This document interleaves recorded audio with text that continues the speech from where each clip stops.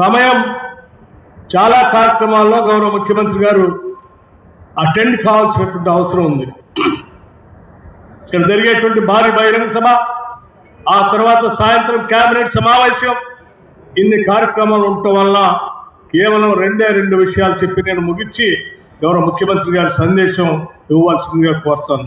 ప్రధానంగా ఈ జిల్లాకు సంబంధించి ఇరిగేషన్, ఎడ్యుకేషన్, హెల్త్ సంబంధించి పూర్తి స్థాయిలో ఇక్కడ కావాల్సిన చర్యలన్నీ ఈ రాష్ట్రంలో ఉన్నటువంటి గౌరవ ముఖ్యమంత్రి రేవంత్ రెడ్డి గారి సహకారాలతో మేము ముగ్గురం ఈ జిల్లాకు కావాల్సిన అన్ని తీసుకొని వస్తా ఉన్నాం.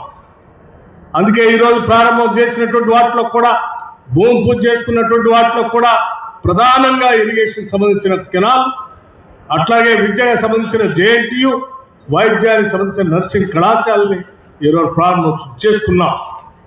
వీటితో పాటు భవిష్యత్తులో ఇక్కడ తీసుకురావాల్సినటువంటి సీతారామ ప్రాజెక్టు గురించి గౌరవ ఇరిగేషన్ శాఖ మంత్రులు చెప్పారు. ఇక భవిష్యత్తులో ఈ జిల్లాకు కావాల్సింది ఈ సమస్యలతో పాటు ఇక్కడ చదువుకున్నటువంటి నిరుద్యోగ యువకులకి కావలసినటువంటి ఉద్యోగ అవకాశాలు పనికొచ్చేటువంటి పరిశ్రమలు మాత్రమే పెద్ద ఎత్తున ఈ జిల్లా తీసుకొని రావాల్సినటువంటి అవసరం ఉంది. ఆ పరిశ్రమల స్థాపన కోసం భవిష్యత్తులో మీ అందరి తరఫున, ఈ జిల్లా సంబంధించిన శాసనసభ్యుల తరఫున, మంత్రుల తరఫున గౌరవ ముఖ్యమంత్రి గారికి విజ్ఞప్తి చేస్తా ఉన్నాం. జిల్లాకి ఇండస్ట్రియల్ పార్క్ శాంక్షన్ చేయడమే కాకుండా కొన్ని ముఖ్యమైనటువంటి ప్రాజెక్టులు కూడా జిల్లా అందించవలసిందిగా మీ అందరి తరఫున వారిని కోరుతూ నేను ముగిస్తా ఉన్నాను.